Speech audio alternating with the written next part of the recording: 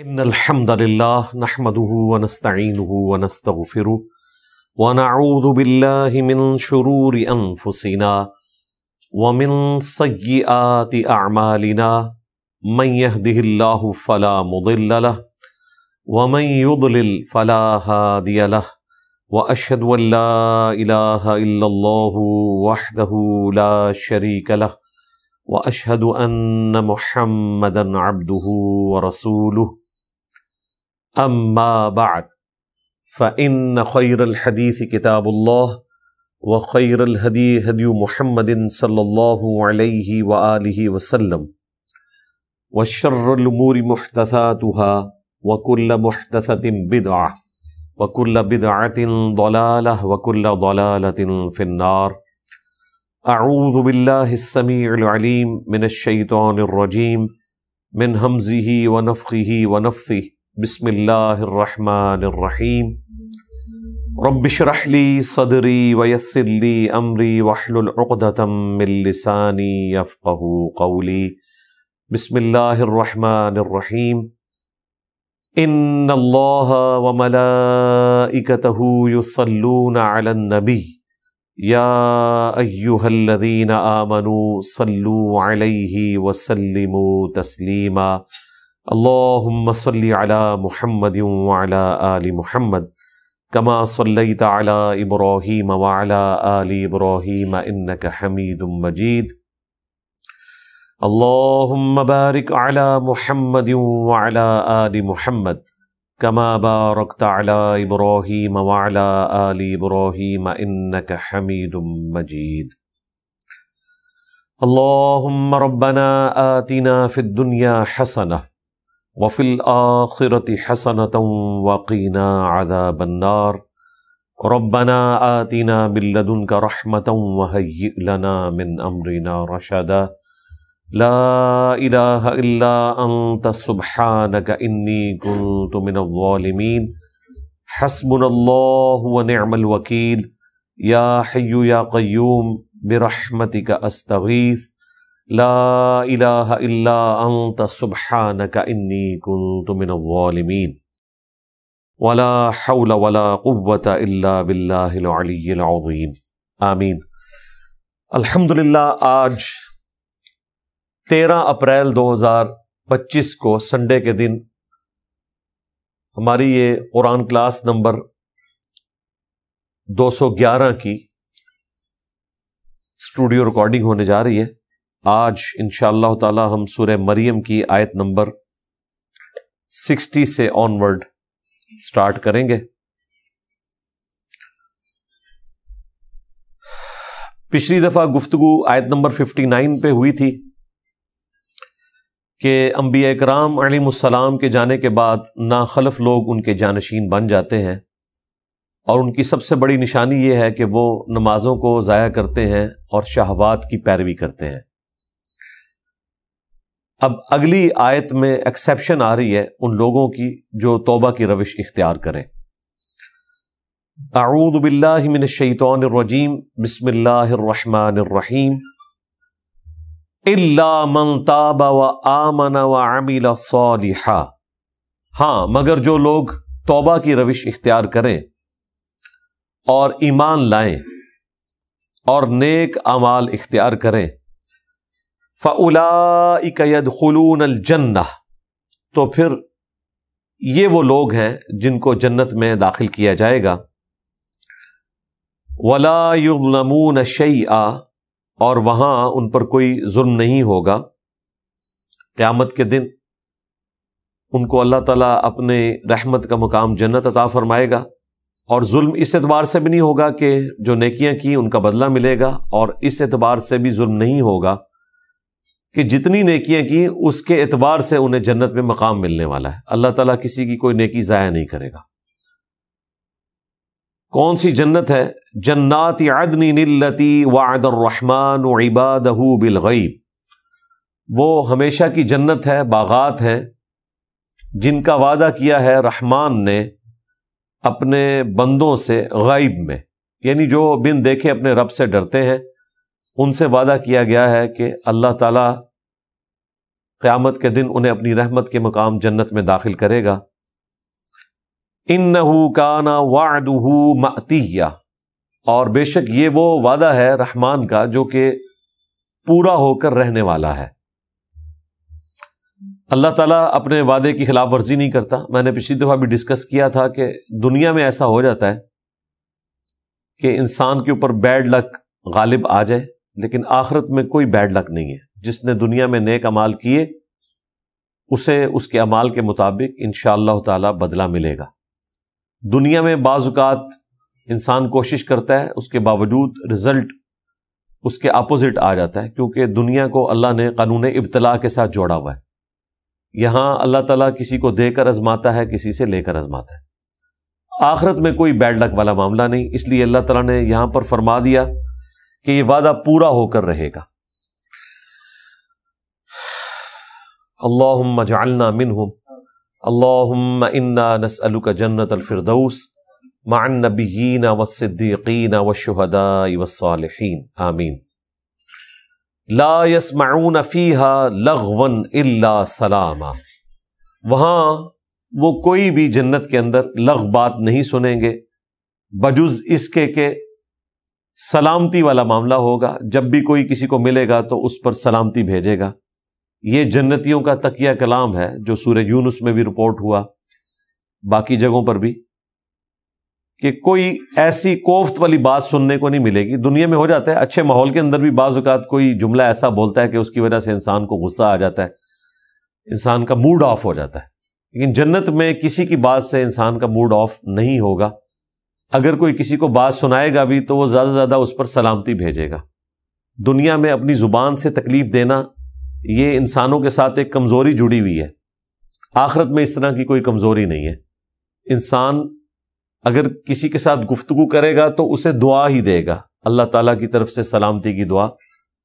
نہ وہاں پر کوئی غیبت والا معاملہ ہوگا، نہ جھوٹ بولنے والا، نہ کسی کو دل آزاری کرنے والا کوئی معاملہ ہوگا۔ یہ سارے اس دنیا کے جھنجھٹ ہیں۔ وَلَهُمْ رِزْقُهُمْ فِيهَا بُكْرَةً وَعَشِيًّا، اور وہاں انہیں رزق ملے گا صبح اور شام۔ عین ممکن ہے کہ یہ محاورتاً بات ہو رہی ہو کہ اللہ تعالیٰ کی طرف سے مختلف اوقات میں رزق دیا جائے گا، اور اس کی بھی پاسبلٹی ہے کہ وہاں پر بھی صبح و شام والا معاملہ ہے۔ ویسے تو احادیث میں یہی ہے کہ رات نہیں ہے جنت میں، یہ ایک عیب والی چیز ہے۔ جنت میں روشنی ہی ہے۔ دنیا میں یہ کمزوری ہے انسان کے ساتھ اٹیچ، کہ انسان جب تک 24 گھنٹے میں ایک دفعہ نیند پوری نہ کرے، اگلے 24 گھنٹے کے لیے اس کی مشینری کام نہیں کرتی، اونگنا شروع کر دے گا۔ 48 گھنٹے کے بعد تو وہ چاہتے نہ چاہتے ہوئے نیند کی حالت میں چلا جائے گا۔ لیکن آخرت میں، جنت میں، یا والعیاذ باللہ تعالی جہنم میں بھی نیند والا کوئی معاملہ نہیں ہے۔ رات بھی وہاں پر نہیں ہے۔ جہنم کے اندر تو آگ ویسے ہی سیاہ ہے۔ جنت کے اندر کوئی رات والا معاملہ نہیں، دن ہی دن ہے۔ نیند چونکہ وہاں انسان کی ضرورت ہی نہیں ہے، ٹوائلٹ جانا انسان کی ضرورت ہی نہیں ہے، وہ صحیح مسلم میں ہے، ایک خوشبودار ڈکار آئے گی، سب کچھ ہضم ہو جائے گا۔ نیند کی کمزوری، ٹوائلٹ کی کمزوری، ایون بھوک کی کمزوری، یہ ساری چیزیں اس دنیا کے ساتھ جڑی ہوئی ہیں۔ جنت میں جو انسان کھائے گا پیے گا وہ لذت کے لیے کھائے گا پیے گا، کمزوری کی وجہ سے نہیں۔ پیاس کی وجہ سے مشروب نہیں پی رہا ہوگا، اس کی لذت حاصل کرنے کے لیے پی رہا ہوگا۔ اس پہ بعض لوگ سوال پوچھتے ہیں کہ اگر پیاس نہیں ہوگی تو مشروب کا ذائقہ کیسے آئے گا؟ یہ دنیا کا مسئلہ ہے کہ پیاس کے بعد انسان کو ٹھنڈا مشروب اچھا لگتا ہے۔ آخرت میں اللہ تعالیٰ نے جو لذت کا معاملہ ہے وہ دنیا کی پیاس سے آزاد کر دیا ہے، اس کی ڈائنامکس ہی ڈیفرنٹ ہے۔ لہذا آخرت کی نعمتوں کو کبھی یاد کرتے ہوئے یا ڈسکس کرتے ہوئے انسان کو یہ وہم بھی نہیں آنا چاہیے کہ اگر بھوک نہیں ہوگی تو کھانے کا مزہ کیسے آئے گا، اگر پیاس نہیں ہوگی تو پینے کا مزہ کیسے آئے گا، اگر نیند نہیں ہوگی تو تھکاوٹ کیسے اترے گی؟ تھکاوٹ بھی دنیا کی کمزوری ہے، ٹوائلٹ بھی دنیا کی کمزوری ہے، بڑھاپا آنا بھی دنیا کی کمزوری ہے، اور سب سے بڑی کمزوری موت۔ انسان کبھی نہیں چاہتا کہ وہ مرے، ہمیشہ کی زندگی انسان چاہتا ہے۔ اللہ تعالیٰ یہ بھی جنت میں اسے نعمت دے دے گا۔ تو یہ دنیا کی ڈائنامکس اور آخرت کی ڈائنامکس میں فرق ہے۔ تو صبح و شام انہیں رزق دیا جائے گا، عین ممکن ہے یہ فزیکلی صبح و شام ہو، وہاں پر رات کا ذکر نہیں ہے، شام کا ذکر ہے۔ عین ممکن ہے اس سے مراد مختلف اوقات ہیں جن میں اللہ تعالیٰ کی طرف سے اسپیشل رزق دیا جائے گا۔ تلک الجنت التی نورث من عبادنا، یہ وہ جنت ہے جس کا ہم وارث بنائیں گے اپنے بندوں میں سے، من کان تقیہ، جو دنیا میں تقوی کی روش اختیار کرتے تھے، اللہ سے ڈرتے تھے۔ اور ڈرنے کا مطلب یہ نہیں ہے کہ صرف زبانی کلامی ڈرنا ہے۔ میں نے تو بڑے یعنی گناہگار قسم کے لوگ، بظاہر جن کو لوگ گناہگار سمجھتے ہیں اور ان کی ایکٹیویٹیز بھی ایسی ہوتی ہیں، ان سے بھی ایسے ایسے جملے سنے کہ لگتا ہے کہ ان سے زیادہ کوئی خوف خدا رکھنے والا نہیں ہے۔ اور پاکستان میں تو تکیہ کلام ہے کہ جی اللہ کی قسم میں نے تو کبھی جھوٹ بولا نہیں، میں تے منہ تے سچی گل جڑی ہوندی ہے کرتے نا۔ اور سب سے زیادہ جھوٹ بولنے والا بھی یہی تکیہ کلام اڈاپٹ کیے ہوئے۔ تو یہ جملے ہیں، لوگ بول دیتے ہیں۔ اور اسی طریقے سے میں خدا کے سوا کسی سے نہیں ڈرتا، وہ خدا سے بھی نہیں ڈر رہا ہوتا۔ کہ آپ یہ ڈان قسم کے لوگ ہیں، ان کے آپ ویلاگ دیکھیں، کوئی قریبی ساتھی ان کا مارا جاتا ہے تو اس کی قبر پہ وہ کلاشن کوف اٹھا کے جناب آپ کو درس دیتے ہوئے نظر آ رہے ہوں گے کہ جو رات قبر سے باہر ہے وہ اندر نہیں ہو سکتی، اور جو اندر ہے وہ باہر نہیں ہو سکتی۔ آپ کو لگتا ہے کہ پتہ نہیں ان سے زیادہ کوئی نیکوکار نہیں ہے، اور کرتوت ان کے وہی رہتے ہیں، ان کے ساتھی بھی مر جاتے ہیں، وہ اپنی حرکتیں نہیں چھوڑتے، وہ صرف ایک ویڈیو کلپ ہی انہوں نے شوٹ کرنا ہوتا ہے، اس سے زیادہ کوئی خوف خدا والا معاملہ نہیں ہوتا۔ لیکن واقعی جنہیں یہ پتہ ہے کہ مر کے اللہ کے حضور پیش ہونا ہے، تو پھر اس کی زندگی اس طرح کی نہیں گزرتی کہ وہ لوگوں کو تکلیف دے اور اللہ کا باغی ہو۔ وَمَا نَتَنَزَّلُ إِلَّا بِأَمْرِ رَبِّكَ، اب یہ فرشتوں کی طرف سے اسپیسیفکلی حضرت جبرائیل علیہ السلام کی طرف سے ایک اناؤنسمنٹ ہو رہی ہے کہ ہم نہیں اترتے مگر اے نبی تمہارے رب کے حکم کے ساتھ۔ یعنی حضرت جبرائیل علیہ السلام وہی لے کر آئیں یا ویسے اللہ کا کوئی پیغام لے کر آئیں تو وہ بھی اللہ کی مرضی کے بغیر رسول اللہ کے پاس نہیں آ سکتے۔ بس اوقات ایسا ہوتا تھا کہ نبی علیہ السلام کو وحی میں جب ڈیلے ہوتا تھا تو آپ کی یہ خواہش ہوتی تھی کہ جلدی وحی آئے، تو حضرت جبرائیل علیہ السلام کی زبان سے یہ کہا جا رہا ہے کہ آپ رسول اللہ صلی اللہ علیہ وآلہ وسلم سے یہ عرض کر دیں کہ ہم آپ کے رب کے حکم کے بغیر نازل نہیں ہوتے۔ لہو ما بین ایدینا وما خلفنا، اور اسی کا ہے جو ہمارے سامنے ہے اور جو ہمارے پیچھے ہے، وما بین ذالک، اور جو اس کے درمیان ہے۔ یعنی نہ تو ہماری اپنی کوئی مرضی ہے اور نہ ہم خود مالک ہیں کسی چیز کے، سب کچھ اسی کا ہے۔ وہی بھی اس کی مرضی سے لے کر آتے ہیں، پیغام بھی اس کی مرضی سے۔ وما کان ربک نسیا، اور آپ کا رب بھولنے والا بھی نہیں ہے۔ یعنی اگر کوئی وحی میں ڈیلے آیا ہے تو یہ اللہ کی حکمت کا تقاضا ہے، نہ اللہ بھولنے والا ہے اور نہ اس کے فرشتے کوئی اس کے حکم کی نافرمانی کرتے ہیں۔ جب حکم ہوگا تو وہ ضرور آئیں گے۔ رب السماوات والارض وما بینہما، اور وہ رب ہے جو آسمانوں کا بھی ہے اور زمین کا بھی، پالنے والا۔ وما بینہما، اور جو کچھ ان کے درمیان ہے۔ فاعبد، تو اسی کی عبادت کرو۔ واصطبر لعبادتہ، اور اس کی عبادت پر ثابت قدم رہو۔ یہ مشکل کام ہے۔ دیکھیں اگر صرف جمعے کی نماز پڑھنی ہو تو مسلمانوں میں 50% سے زیادہ لوگ ہیں جو جمعے کی نماز پڑھ ہی لیتے ہیں ہمارے ان ملکوں میں۔ انڈونیشیا ملیشیا میں 90% کے قریب بھی لوگ نماز پڑھتے ہیں، لیکن یہ تو روزانہ 5 دفعہ پڑھنی پڑتی ہے بھائی۔ 5 دفعہ کی نماز روزانہ پڑھنا ایک مشکل کام ہے۔ کبھی کبھار اللہ کے سامنے سر ٹیک دینا عید کے موقع پہ یا رمضان شریف کے اندر یا جمعے کے دن، یہ بڑا آسان کام ہے۔ استقامت اصل میں مشکل کام ہے۔ هل تعلم له سمیہ، کیا تم جانتے ہو اس ہستی کے مثل کسی اور ہستی کو؟ اس جیسا تو کوئی ہو ہی نہیں سکتا۔ اس میں یہ بھی ایک لطیف اشارہ ہے کہ وہ اللہ اس کائنات سے بے پرواہ ہے، زمین و آسمان اور اس کے درمیان جو کچھ ہے اس کا مالک ہے، اس کا پالنے والا ہے، اور اس جیسا اور کوئی ہو نہیں سکتا۔ مراد یہ کہ وہ ہستی خود غنی ہے، سب لوگ اس کے محتاج ہیں۔ اگر وہ تم سے عبادت بھی ڈیمانڈ کر رہا ہے نا تو وہ اس عبادت کا محتاج نہیں ہے، یہ عبادت تمہیں چاہیے آخرت کی کامیابی کے لیے۔ اللہ تعالیٰ کو تو ہماری نمازوں کی ضرورت نہیں ہے، لیکن یہ آدھا جملہ ہے، پورا جملہ یہ ہے کہ ہمیں نمازوں کی ضرورت ہے آخرت میں کامیابی کے لیے۔ یہ بعض لوگوں کو جوش چڑھتا ہے تو وہ اس قسم کی بات کر دیتے ہیں کہ جی اللہ کو ہماری نمازیں نہیں چاہیے، اور بھائی اللہ نے یہ کہیں دعویٰ بھی نہیں کیا کہ مجھے تمہاری نمازیں چاہیے۔ البتہ اللہ نے یہ بتایا کہ جو ایمان لانے کے بعد انبیاء کی پیروی کرتے ہیں، نیک اعمال اختیار کرتے ہیں، گناہوں سے بچتے ہیں، نیکیوں پر استقامت کرتے ہیں، وہ آخرت میں کامیاب ہوں گے، اور جو ایسا نہیں کریں گے، نبیوں کی نافرمانی کریں گے، وہ مارے جائیں گے۔ لہٰذا ہمیں آخرت میں اپنی کامیابی کے لیے نمازیں چاہیے، اللہ کو نمازیں نہیں چاہیے، ہمیں اپنے لیے نمازیں چاہیے کہ ہم اللہ کے حضور پیش کر سکیں۔ اور نماز تو چونکہ ایک ڈومیننٹ چیز ہے، اس کا ذکر کیا جاتا ہے، جتنے فرائض ہیں ان میں آپ نے پابندی اختیار کرنی ہے، حرام کاموں سے بچنا ہے۔ وَيَقُولُ الْإِنسان، اور انسان کہتا ہے، یہ وہ انسان جو آخرت میں جی اٹھنے کا قائل نہیں ہے، اِذَا مَا مِتُّ لَسَوْفَ أُخْرَجُ حَيًّا، کہ جب میں مر جاؤں گا تو کیا مجھے دوبارہ سے زندہ کر کے نکالا جائے گا؟ تو اللہ تعالیٰ اس بات کا جواب دے رہا ہے، اولا یذکر الانسان، کیا انسان کو وہ بات یاد نہیں ہے، انا خلقناہ من قبل، کہ ہم نے اسے اس سے پہلے بھی تو زندہ کیا تھا، تخلیق کیا تھا، مردے میں سے زندہ نکلا ہوا ہے۔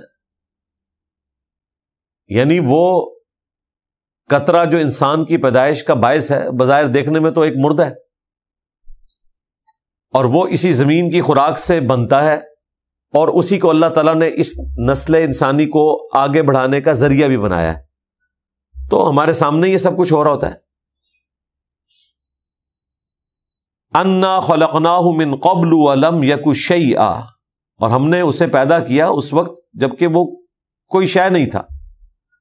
تو وہ اللہ جس نے کچھ نہیں تھا تو انسان کو تخلیق کیا، تو وہ اس کی گلی سڑی ہڈیوں میں سے یا اس کی راکھ ہواؤں میں بکھر جائے،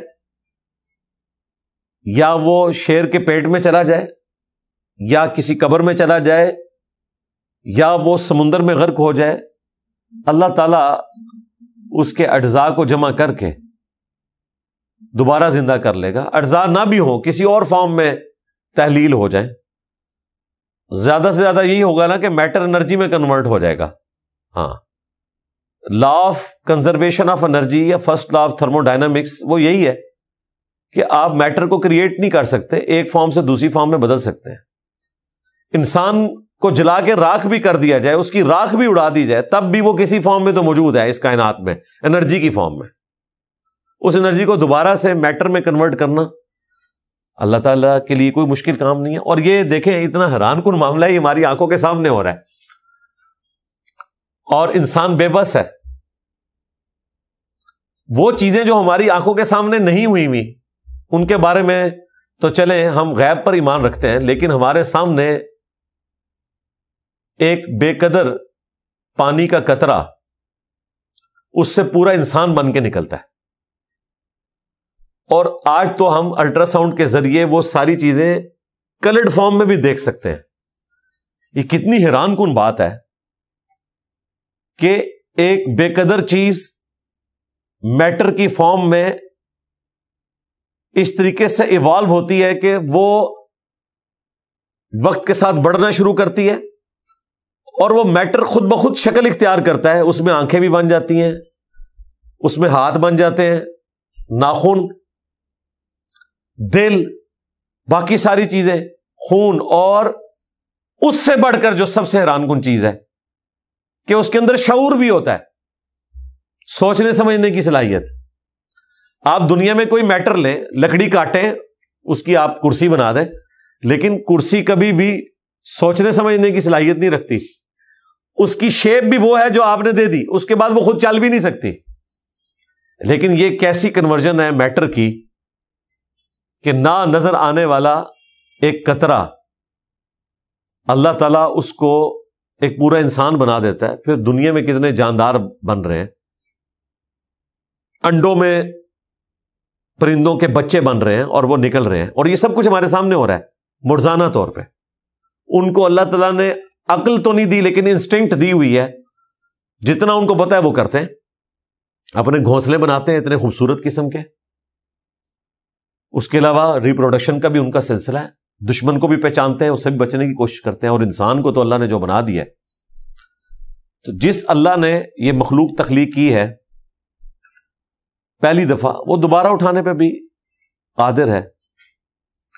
فَوَرَبِّكَ، تو اے نبی تیرے رب ہونے کی قسم، لَنَحْشُرَنَّهُمْ، ضرور بالضرور ہم انہیں قیامت کے دن جمع کریں گے، وَالشَّيَاطِينَ، اور شیطانوں کو بھی جو انسانوں کے ساتھ اٹیچ ہیں، ثُمَّ لَنُحْضِرَنَّهُمْ حَوْلَ جَهَنَّمَ جِثِيًّا، پھر ان سب کے سب لوگوں کو، چاہے انسانوں میں شیاطین ہیں یا جنوں میں شیاطین ہیں، گھٹنوں کے بل جہنم کے گرد جمع کر لیں گے.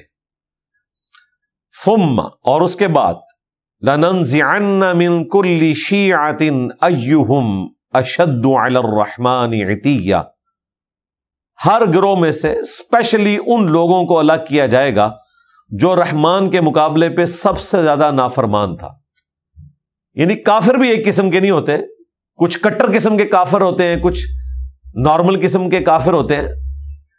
تو آخرت میں جس طرح اہل ایمان کے درجوں میں فرق ہے نا، کہ جو کامل الایمان ہیں، زیادہ تقوی اختیار کرنے والے ہیں، ان کے مراتب جنت میں اعلیٰ ہوں گے، بالکل اس طریق پہ کافروں کے ساتھ بھی سلوک ہوگا. جو کٹر قسم کے کافر ہیں، جو رحمان کے دشمن ہیں، رحمان کے بندوں کے دشمن ہیں، انہیں تکلیفیں دیتے ہیں، ان کو جہنم میں بھی باقی کافروں کی نسبت زیادہ عذاب ہونے والا ہے.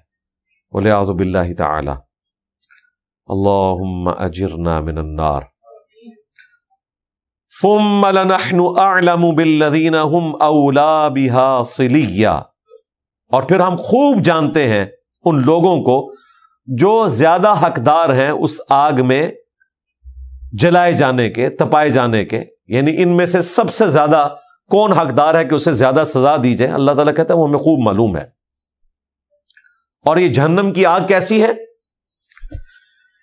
وَإِن مِّنكُمْ إِلَّا وَارِدُهَا، اور تم میں سے کوئی بھی ایسا نہیں ہے مگر اسے اس آگ سے گزرنا ہوگا. یعنی خواہ وہ نیک ہے، بدکار ہے،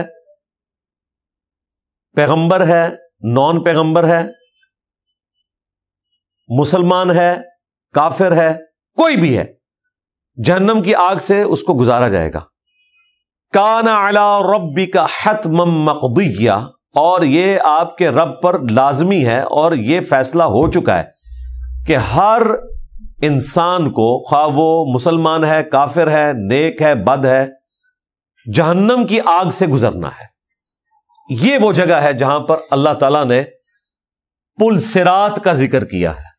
احادیث میں اس کے لیے آیا ہے پل صراط کا ورڈ، بخاری اور مسلم میں، کہ پل صراط ایک پل ہے، برج ہے، جس کو ہر انسان نے، خواہ وہ مسلمان ہے، کافر ہے، نیک ہے، بد ہے، اسے عبور کر کے جنت تک پہنچنا ہے. یہ آخری منزل ہوگی جس کو انسان نے عبور کرنا ہے. اور بخاری مسلم میں آتا ہے کہ یہ بال سے زیادہ باریک اور تلوار کی دھار سے زیادہ تیز ایک پل ہے. اب ظاہر ہے اس کے اوپر سے تو نارمل آدمی بھی نہیں گزر سکتا، تو یہ معجزانہ طور پر ایسا ہوگا کہ نیکوکار لوگوں کو اللہ تعالیٰ بجلی کی سی تیزی سے گزار دے گا. بخاری مسلم میں آتا ہے جس طرح آسمان سے بجلی زمین پہ گرتی ہے، سیکنڈز کے بھی کتنے حصے میں پتہ ہی نہیں چلتا ہے، اس طرح وہ پل صراط کو کراس کر جائیں گے. بعض آندھی کی سی رفتار کے ساتھ کراس کریں گے، بعض گھوڑ سوار جس طرح ہوتے ہیں اس رفتار سے کراس کریں گے، بعض پیدل چلتے ہوئے، بعض دوڑتے ہوئے، بعض گھسٹتے ہوئے، زخمی ہوتے ہوئے، یعنی وہ اپنے اپنے اعتبار سے، اور بعض ایسے بد نصیب ہوں گے جو کٹ کے جہنم میں گر جائیں گے والعیاذ باللہ تعالی۔ اور بخاری مسلم میں آتا ہے کہ پولیس رات کے دائیں بائیں بڑے بڑے آنکڑے لگے ہوں گے، آپ سمجھ لیں جس طرح آج کل یہ کرینے ہیں جن میں آپ چیزوں کو اٹھا لیتے ہیں، تو وہ اللہ تعالیٰ کی طرف سے ایسی کرینز لگی ہوں گی جو چن چن کے بندوں کو جہنم میں پھینک رہی ہوں گی، اور جن کو اللہ نے بچانا ہوگا وہ تو ان چیزوں سے بچ جائیں گے، ظاہر ہے وہ ایک معجزانہ ہی معاملہ ہوگا اور اللہ تعالیٰ کی طرف سے ایک غیبی مدد ہوگی۔ جامعہ ترمذی میں حدیث ہے، حضرت انس بن مالک نے عرض کیا کہ اللہ کے رسول کیا آپ قیامت کے دن میری شفاعت کریں گے؟ تو آپ علیہ السلام نے فرمایا ضرور کروں گا۔ تو انہوں نے کہا یا رسول اللہ مجھے بتائیں میں آپ کو قیامت کے دن کس جگہ پر تلاش کروں؟ تو آپ نے فرمایا مجھے حوض کوثر پہ تلاش کرنا، وہاں میں اپنے پیاسے امتیوں کو مشروب پلا رہا ہوں گا، اور جو حوض کوثر سے ایک دفعہ پیے گا وہ کبھی بھی پیاسا نہیں ہوگا۔ جنت میں جو اس نے پینا ہے وہ لذت کی وجہ سے پینا ہے، پیاس ہمیشہ کے لیے ختم ہو جائے گی۔ انہوں نے عرض کیا کہ اگر میں آپ کو حوض کوثر پہ نہ پاؤں تو فرمایا میزان عمل پہ آ جانا، جہاں میرے امتیوں کے نامہ اعمال تل رہے ہوں گے تو میں ان کے لیے شفاعت والا معاملہ کروں گا اللہ کے اذن سے۔ ان کا یا رسول اللہ اگر وہاں بھی نہ پاؤں تو فرمایا کہ پھر پل صراط پہ آ جانا، وہاں جب میرے امتی گزر رہے ہوں گے میں ان کے لیے اللہ کے حضور سلامتی کی دعا کر رہا ہوں گا۔ تو ان کا یا رسول اللہ اگر میں وہاں بھی آپ کو نہ پاؤں پھر کہاں تلاش کروں؟ تو آپ نے فرمایا بس یہ 3 جگہیں ہیں، ان تینوں میں سے کسی جگہ پہ تم مجھے پالو گے۔ اللہ تعالی ہمیں بھی ان لوگوں میں شمار فرمائے کہ جو لوگ رسول اللہ کی شفاعت کے حقدار ہوں گے اللہ کی رحمت سے صلی اللہ علیہ وآلہ وسلم۔ تو اللہ تعالیٰ فرما رہا ہے یہ تو تقدیر میں لکھا ہے کہ ہر شخص نے پل صراط سے گزرنا ہے۔ اس کے بعد کیا ہوگا؟ ثم ننجی الذین اتقوا، تو پھر ہم نجات دے دیں گے ان لوگوں کو جو دنیا میں تقوی کی روش اختیار کرتے تھے، پرہیزگار تھے، ڈر ڈر کے زندگی گزارتے تھے۔ وَنَذَرُ الظَّالِمِينَ فِيهَا جِثِيًّا، اور ظالموں کو اس میں گھٹنوں کے بل گری ہوئی حالت میں رہنے دیں گے۔ اب یہ ایک تذلیل کی علامت ہے، گھٹنوں کے بل گرنا۔ این ممکن ہے اس میں یہ اشارہ ہے کہ جس طرح انسان بہت زیادہ ٹینشن میں ہوتا ہے تو اس کی ٹانگیں اس کا بوجھ نہیں اٹھا سکتی، تو بے اختیار لوگ گھٹنوں کے بل گر پڑیں گے والعیاذ باللہ تعالی۔ اب دیکھ لیں یہ اللہ کی رحمت ہے کہ اس نے آخرت کی فلم چلا دی ہے ہمارے سامنے۔ وہ چاہتا تو چند ایک باتیں بھی بیان کر سکتا تھا، لیکن اتنی تفصیل کے ساتھ چیزوں کو بیان کرنا اسی لیے کہ تاکہ لوگ جھوٹی امیدوں پر زندگی نہ گزارے۔ باقی اس کے باوجود اگر کسی نے من پسند زندگی دنیا میں گزارنی ہے تو وہ خود اپنے لیے جہنم میں جانے کے اسباب پیدا کرے گا۔ کوئی خوف خدا رکھنے والا شخص اپنی مرضی کی زندگی نہیں گزار سکتا۔ وَإِذَا تُتْلَى عَلَيْهِمْ آيَاتُنَا بَيِّنَاتٍ، اور جب ان کے سامنے تلاوت کی جاتی ہیں ہماری روشن آیات، قَالَ الَّذِينَ كَفَرُوا لِلَّذِينَ آمَنُوا، تو جو لوگ کفر کی روش اختیار کرتے ہیں وہ اہل ایمان سے کہتے ہیں أَيُّ الْفَرِيقَيْنِ خَيْرٌ مَقَامًا، کہ بتاؤ دونوں میں سے کون سے لوگ ہیں کہ جن کا دنیا میں رہائش کا معاملہ اچھا ہے اور ان کی آرام گاہیں ہیں دنیا میں، وَأَحْسَنُ نَدِيًّا، اور ان کی نشستیں بھی بڑی خوبصورت ہیں۔ یعنی ظاہر ہے کہ غریب لوگوں نے اسلام قبول کیا تھا نا شروع میں، تو امیر لوگ تو عیاشی کی زندگی گزار رہے تھے، تو وہ کہتے تھے دیکھو دنیا میں اللہ تعالیٰ نے ہمیں کیا کچھ دیا ہوا ہے۔ ظاہر خدا کو تو مانتے تھے، ساتھ وہ آلہہ شریک کرتے تھے۔ دوسری جگہوں پر تو یہاں تک بھی آیا قرآن حکیم میں کہ وہ کہتے تھے یہاں بھی اللہ نے کچھ دیکھا ہے تو ہمیں دیا ہے نا، آخرت میں بھی ہمیں ملے گا، تمہیں کچھ نہیں ملنا۔ وَكَمْ أَهْلَكْنَا قَبْلَهُمْ مِنْ قَرْنٍ، اور ان مشرکین عرب سے پہلے ہم نے کئی قوموں کو ہلاک کر دیا۔ ہم احسن اثاثا ورئیا، جو ساز و سامان کے اعتبار سے بھی اور سج دھج کے اعتبار سے بھی ان سے بہتر تھی. جب اللہ نے ان کو برباد کر دیا تو مشرکین عرب کس تکبر کی زندگی میں اپنا وقت گزار رہے ہیں، ان کے ساتھ بھی یہ کچھ ہو جائے گا. بظاہر جو اللہ تعالیٰ نے کوئی چھوٹ دی ہوئی ہے تو اس کو کوئی اللہ کی کمزوری نہ سمجھا جائے، وہ اللہ تعالیٰ کا ایک ڈیوائن پلان ہے، اسی کا ذکر آ رہا ہے. قل من کان فی الضلالہ، اے نبی ان سے فرماؤ کہ جو گمراہی میں مگن ہے، فَلْيَمْدُدْ لَهُ الرَّحْمَانُ مَدًّا، تو پھر رحمان بھی اسے دنیا میں ڈھیل دیتا ہے. حَتَّى إِذَا رَأَوْا مَا يُوعَدُونَ، یہاں تک کہ جب اس طرح ڈھیل دیے جانے والے لوگ دیکھ لیں گے جو ان سے وعدہ ہوا تھا. کون سا وعدہ؟ دنیا میں عذاب یا موت کا وقت قریب آ گیا یا قیامت قائم ہوگی.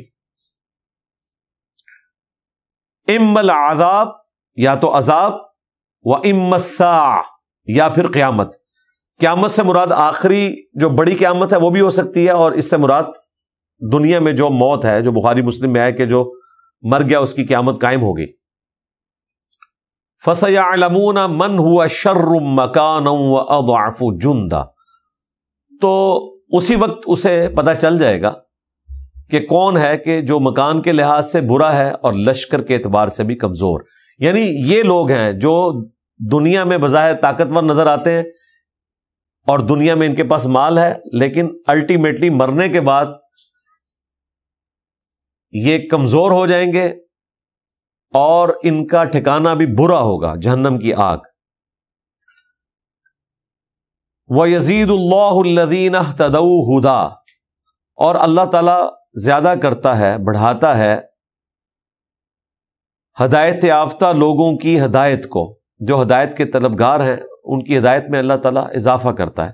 ظاہر ہے ہم نماز میں بھی ہدایت کی دعا مانگتے ہیں، اہدنا الصراط المستقیم. پھر دعائے قنوت بھی ہے، اللہم اہدنی فی من ہدیت، اس میں بھی ہم اللہ تعالیٰ سے ہدایت مانگتے ہیں. والباقیات الصالحات خیر، اور جو باقی رہنے والی نیکیاں ہیں وہی بہتر ہیں. دیکھیں دنیا میں انسان گناہ کی لذت سے جو فائدہ اٹھاتا ہے وہ اسی وقت لذت ختم ہو جاتی ہے، لیکن اس کا گناہ لکھا جاتا ہے، وہ ختم نہیں ہوتا.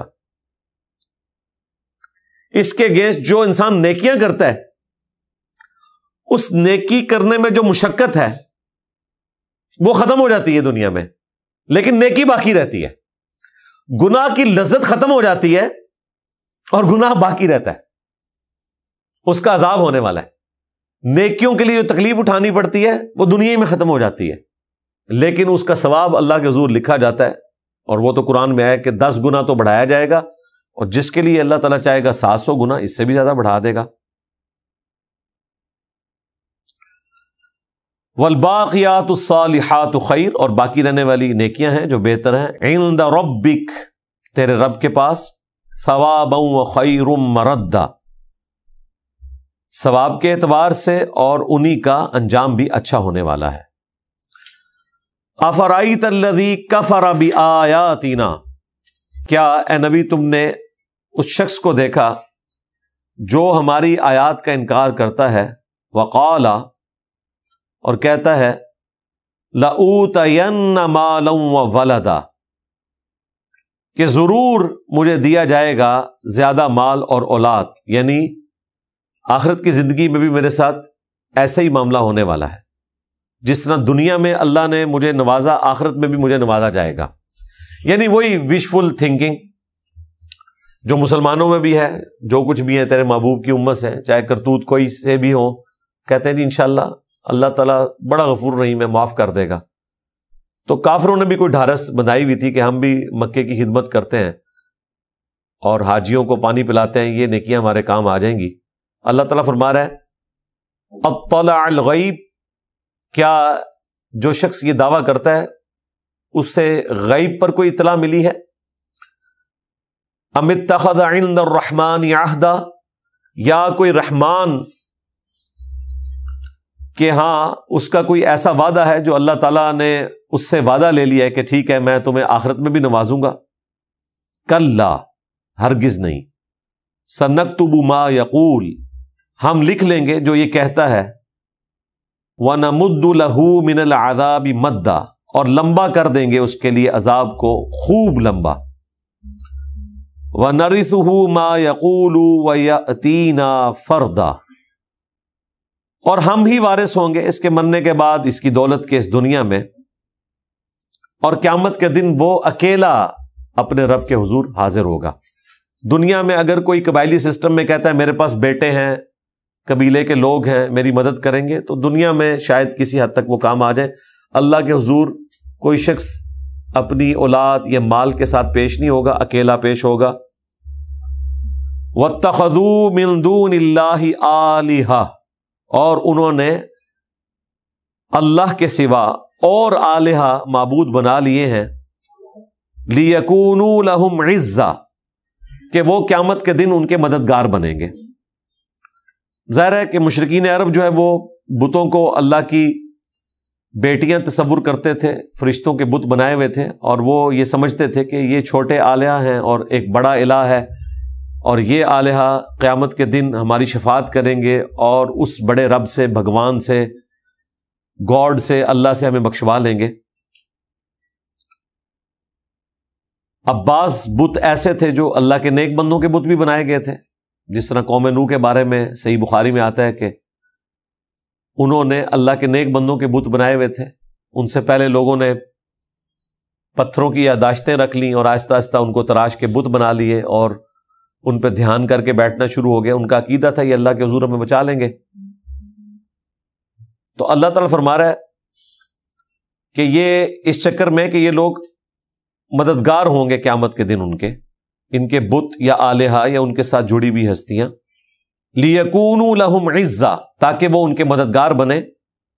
كَلَّا سَيَكْفُرُونَ بِعِبَادَتِهِمْ، ہرگز نہیں، وہ جھوٹے خدا جو انہوں نے بنا لیے اپنی مرضی سے، وہ تو قیامت کے دن ان کی عبادت کا ہی انکار کر دیں گے۔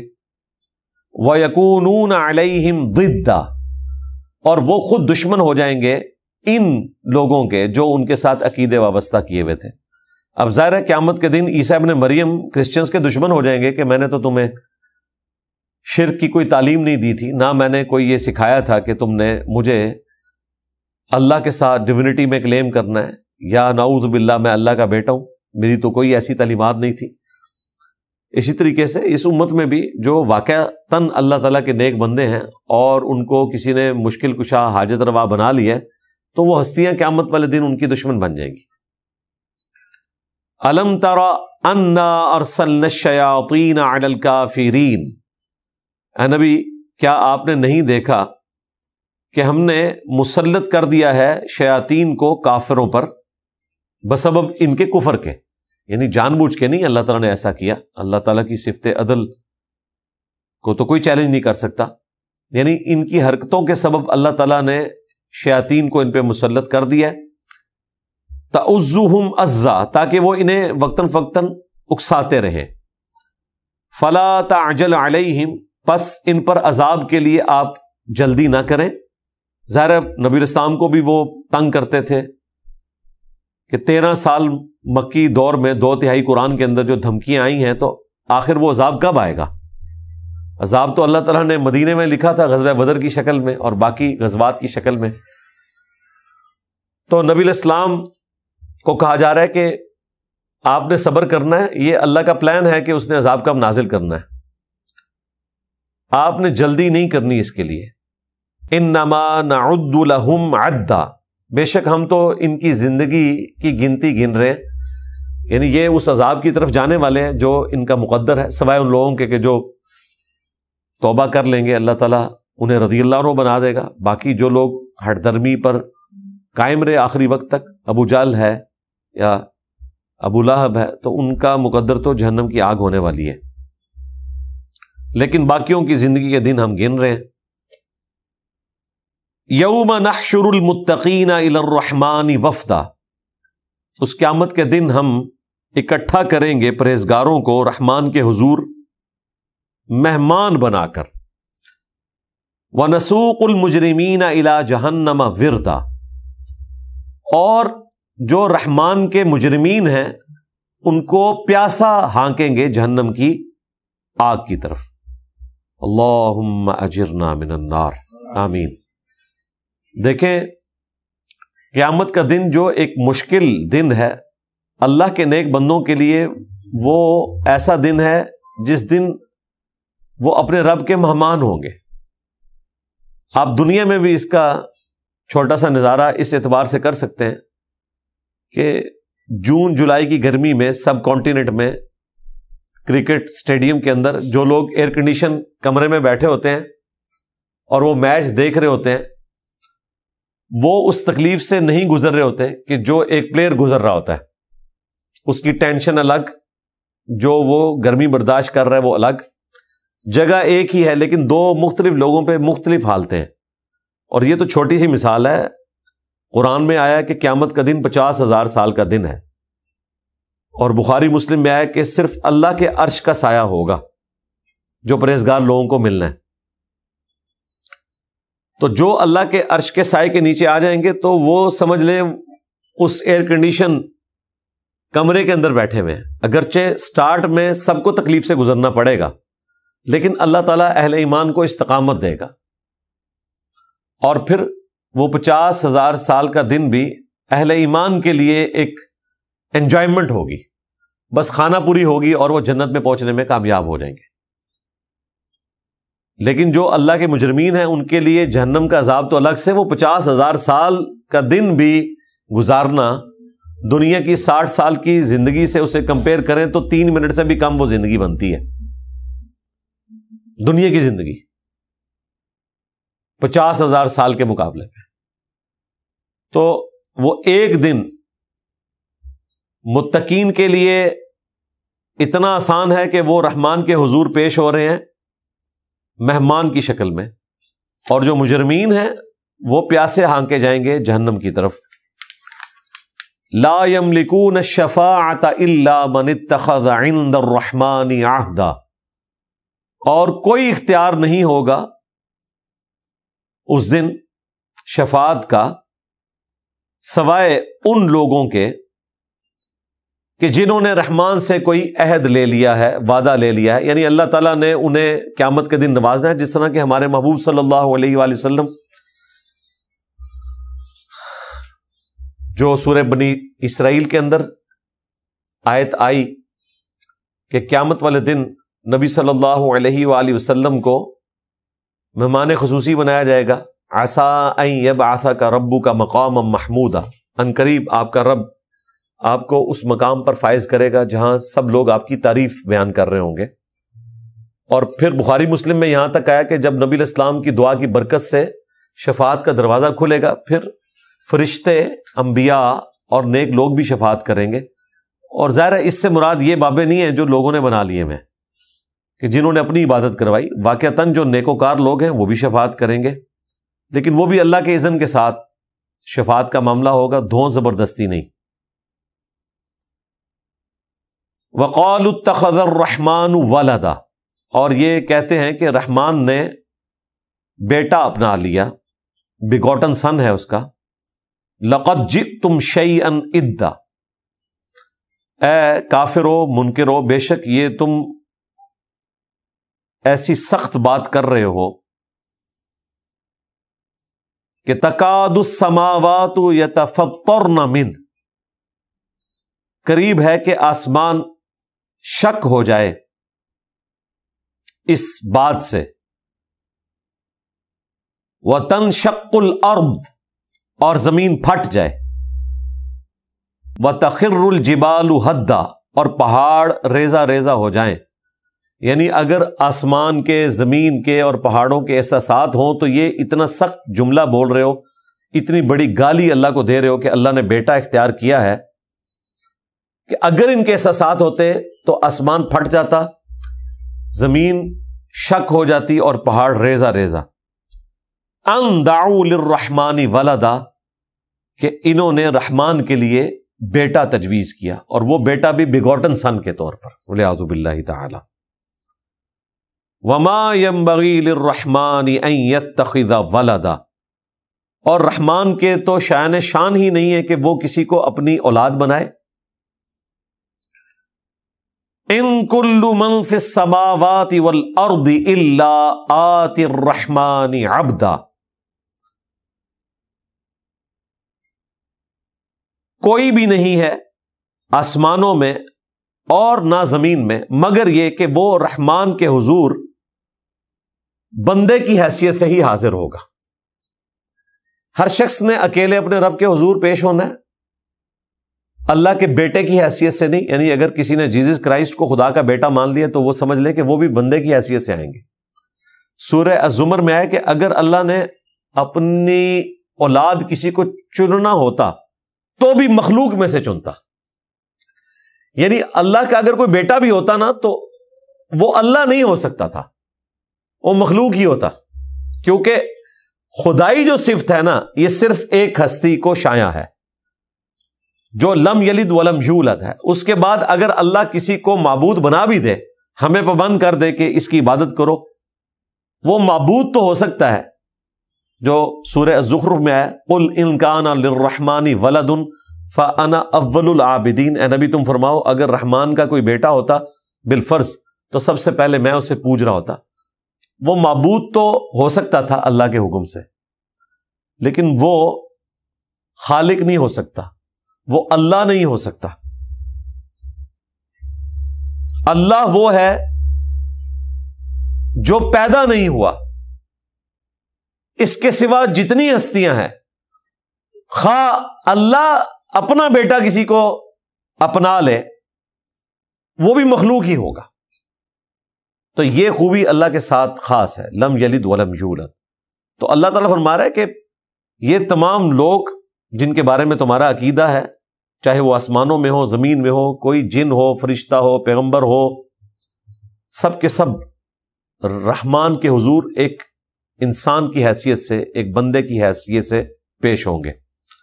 سورہ النساء میں تو آیا کہ عیسیٰ ابن مریم کبھی اس بات سے آر محسوس نہیں کریں گے کہ انہیں رحمان کا بندہ کہا جائے، اور نہ کوئی مقرب فرشتہ، اور اگر کوئی اس طرح کا معاملہ کرے تو قیامت کے دن ہم سب کو جمع کر لیں گے اور عذاب دیں گے جو اللہ کے باغی لوگ ہیں۔ یعنی یہ سمجھانے کے لیے بات ہو رہی ہے، اللہ کے نیک بندے فرشتے کبھی بھی تصور نہیں کر سکتے کہ وہ رب کے مقابلے پر آ جائے۔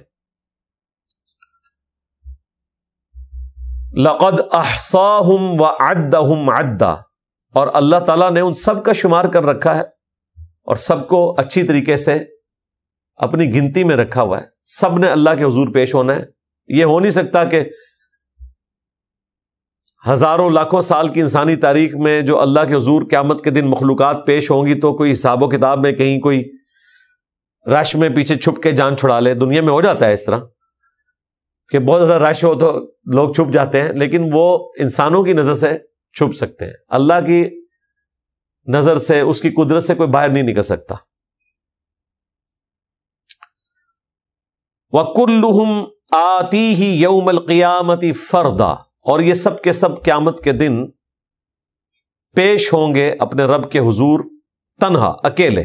اکیلے پیش ہونے کا مطلب یہ ہے کہ اللہ تبارک و تعالی کے سامنے کوئی جھنڈ لے کر، کوئی جتھا لے کر، کوئی موب لے کر، کوئی دھون زبردستی کے ساتھ کوئی فیصلہ نہیں کروا سکتا۔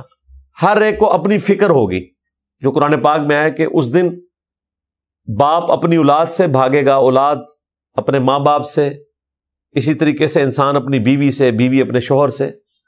ہر کوئی یہ کہے گا کہ کسی طریقے سے مجھے چھوڑ دیا جائے، چاہے سارے جہنم میں چلے جائیں، میرا مال مجھ سے لے لیا جائے، اور وہ بھی فرض کیا۔ آخرت میں تو کسی کے پاس کچھ نہیں ہوگا۔ اب اگلی جو آیت آ رہی ہے وہ بڑی کریٹیکل آیت ہے اللہ کے نیک بندوں کے حوالے سے۔ ان الذین آمنوا وعملوا الصالحات، بے شک وہ لوگ جو کہ ایمان لے کر آئے اور انہوں نے نیک اعمال اختیار کیے، سیجعل لہم الرحمن ودا، تو ان قریب رحمان لوگوں کے دلوں میں ان کے لیے محبت ڈال دے گا۔ یہ وہ آیت ہے جس کے کانٹیکسٹ میں بخاری مسلم میں حدیث ہے کہ جب اللہ تعالیٰ کسی سے محبت فرماتا ہے بسبب اس کے ایمان لانے کے، نیک اعمال کرنے کے، تو حضرت جبرائیل علیہ السلام سے کہتا ہے کہ میں اس شخص سے محبت کرتا ہوں، تم بھی اس سے محبت کرو. تو پھر جبرائیل علیہ السلام بھی محبت کرتے ہیں. پھر اللہ تعالیٰ فرماتے ہیں آسمان میں بھی ندا کروا دو کہ اہل آسمان بھی اس سے محبت کریں، تو وہ مخلوقات بھی محبت کرنا شروع کر دیتی ہیں. پھر زمین میں اناؤنسمنٹ ہوتی ہے. اب یہ فزیکل اناؤنسمنٹ اس طرح نہیں ہے کہ آپ کو سنائی دے، یعنی اللہ تعالیٰ لوگوں کے دلوں میں ان کے لیے محبت ڈال دیتا ہے. اور یقیناً جن لوگوں نے اللہ کے لیے قربانیاں کی ہیں، انبیاء کرام علیہم السلام، ان کے اہل البیت، ان کے جانثار اصحاب، ان کی محبت اللہ تعالیٰ نے لوگوں کے دلوں میں ڈال دی ہے. اس میں تو کوئی شک والی بات نہیں ہے. لیکن اس کے بعد جو لوگوں نے اپنے فرقوں کے بزرگوں کے لیے محبتیں کلیم کی ہوئی ہیں نا، اور اس کی بنیاد پہ وہ یہ کہتے ہیں کہ یہ ان کی بزرگی کی دلیل ہے کہ جی فلاں مزار کے اوپر اتنی دنیا آتی ہے تو یہ اللہ نے ہی ڈالی ہے نا، تو ان کو بتایا کریں کہ پھر گرو نانک کے مزار کے اوپر بھی اتنی دنیا جاتی ہے، پھر وہ بھی اللہ نے ڈالی ہے.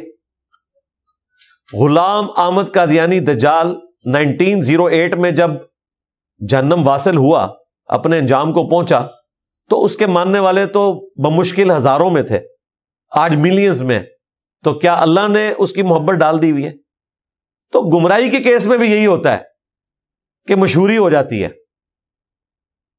آپ دیکھ لیں، ایک فرقے کا امام ان کے نزدیک مجدد ہے اور اللہ نے اس کی محبت ان کے ماننے والوں میں ڈالی ہے. دوسرے فرقے والوں کے نزدیک وہ گمراہ کن شخص ہے اور اللہ نے ان کے ماننے والوں کے دل میں اس کی نفرت ڈال دی ہے.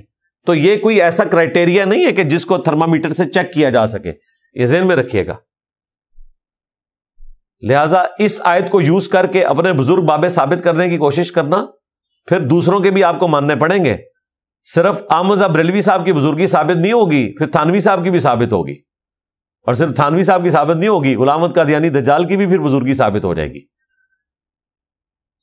تو پھر ان کو یہ ہضم کرنا مشکل ہو جائے گا. ہو سکتا ہے میرے بکس میں بریلوی دیوبندی مکاری کر کے کہہ دیں کہ ٹھیک ہے ہم ایک دوسرے کو تسلیم کر لیتے ہیں، انجینئر صاحب بھی مان لیں، تو مسئلہ یہاں پہ حل نہیں ہونا. غلام احمد قادیانی دجال کا کیا بنے گا؟ اس کے ماننے والے بھی ملینز میں ہیں، اس کی زندگی میں جتنے لوگ تھے اس سے زیادہ ہیں. تو کہیں گے نہیں وہ اللہ نے آزمائش والا معاملہ کیا ہوا ہے. تو بھائی آپ کے بزرگوں والا معاملہ بھی جو ہے آزمائش والا ہی لگتا ہے. پھر اس کو تو چھوڑ دیں، کیا صحابہ کرام علیہم رضوان میں بھی ساری ہستیاں ایسی ہیں کہ جن کی محبت سارے مسلمانوں کے دلوں میں موجود ہے؟ بالکل ایسا نہیں ہے. اگر یہی کرائٹیریا ہوتا تو یہ لازم تھا کہ ایٹ لیسٹ سارے مسلمان تو ان سب سے محبت کرتے ہیں. یہاں پہ بھی اختلاف رائے پایا جاتا ہے، ان کا آپس میں پایا جاتا ہے، جنگیں ہوگی. تو جب کوئی تلوار کسی کے خلاف اٹھاتا ہے تو یہ کہہ تو نہیں سکتا کہ میرے دل میں اس کے لیے بڑی محبت ہے. تلوار اٹھا لی تو آپ نے تو اس کے قتل کا ارادہ کیا، یہ تو بہت بڑی چیز ہو جاتی ہے. تو یہ اللہ کا فیصلہ ہے کہ کون سی محبت ہے جو اللہ نے رکھی ہوئی ہے، کون سی محبت ہے جو مشہوری کسی کو مل گئی ہے. اس وقت تو سب سے زیادہ فالوور جو ہیں دنیا میں مسٹر بیسٹ کے ہیں، اور لوگ محبت بھی کرتے ہیں اور پسند بھی کرتے ہیں. کئی فٹ بالر ہیں، ان سے لوگ محبت کرتے ہیں، کرکٹر ہیں، ان سے لوگ محبت کرتے ہیں. اس وجہ سے نہیں کہ ان کے دین کو صحیح سمجھ رہے ہوتے ہیں، بلکہ ان کے اس کریکٹر کی وجہ سے یا ان کی گیم کی وجہ سے. تو اس طریقے سے آپ فیصلہ نہیں کر سکتے کسی کے بارے میں. اس آیت کو چونکہ لوگ کوٹ کرتے تھے، اس لیے میں نے اس کا ذکر یہاں پر ضروری سمجھا. فَإِنَّمَا يَسَّرْنَاهُ بِلِسَانِكَ، تو اے نبی صلی اللہ علیہ وآلہ وسلم، بے شک ہم نے اس قرآن کو آپ کی زبان میں اتار کر آپ کے لیے آسان کر دیا ہے. لِتُبَشِّرَ بِهِ الْمُتَّقِينَ، تاکہ آپ اس کے ذریعے پرہیزگاروں کو خوشخبری دیں کہ آخرت میں ان کے لیے انعام ہے. وَتُنذِرَ بِهِ، اور اس کے ذریعے ڈر بھی سنائیں، قَوْمَ اللُّدَّ، اس قوم کو جو بڑی جھگڑالو ہے، یعنی آپ کی قوم مشرکین عرب، انہیں آخرت کا ڈر سنائیں. انذار جو ہے یہ نبی الاسلام کی دعوت کا بنیادی رکن ہے. صرف خوشخبری نہیں ہے اہل ایمان کے لیے، بلکہ رحمان کے باغیوں کے لیے انذار والا معاملہ بھی آپ نے کرنا ہے. وَكَمْ أَهْلَكْنَا قَبْلَهُمْ مِنْ قَرْنٍ، اور کتنی ہی قومیں ہم نے اس سے پہلے ہلاک کر دی، مشرکین عرب سے پہلے. ہل تحس منہم من احد، کیا تم ان میں سے کسی کو محسوس کرتے ہو کہ اس دنیا میں کوئی موجود ہے؟ او تسمع لہم رکزا، یا ان کی کبھی کوئی آہٹ بھی تم نے محسوس کی؟ ہاں ان کے کھنڈرات موجود ہیں، وہ تم دیکھتے ہو، لیکن وہ قومیں جو برباد کر دی گئیں آج دنیا میں موجود نہیں ہیں، ان کی آواز، ان کی کوئی آہٹ بھی آج نہیں سن سکتا، وہ قصہ پارینہ ہو چکی۔ بس اللہ کی وحی کے ذریعے آپ کو ان کی خبر دی جاتی ہے کہ اس طرح کی قومیں تھیں، قوم عاد، سمود اور باقی قومیں، لیکن آج وہ دنیا میں موجود نہیں۔ تو یہ جو مشرکین عرب اپنے وقت کے پیغمبر کو جھٹلا رہے ہیں، عنقریب یہ بھی دنیا سے ختم ہو جائیں گے اور آخرت میں اپنے رب کے حضور انہیں پیش ہونا ہوگا۔ اللہم حاسبنا حسابا یسیرا، آمین۔ اس پہ ہی ہماری یہ سورہ مریم مکمل ہوئی۔ انشاءاللہ اگلی دفعہ سورہ طٰہٰ سے آغاز کریں گے۔ اللہ تعالیٰ سے دعا ہے جو حق بات میں نے کہی اللہ تعالیٰ ہمارے دلوں میں راسخ فرمائے، اگر جذبات میں میرے منہ سے کوئی غلط بات نکل گئی تو اللہ تعالیٰ ہمارے دلوں سے معاف کر دے، ہمیں معاف بھی فرما دے۔ سبحانک اللہم وبحمدک، اشہد ان لا الہ الا انت، استغفرک واتوب الیک، وما علینا الا البلاغ المبین۔ جزاکم اللہ خیرا۔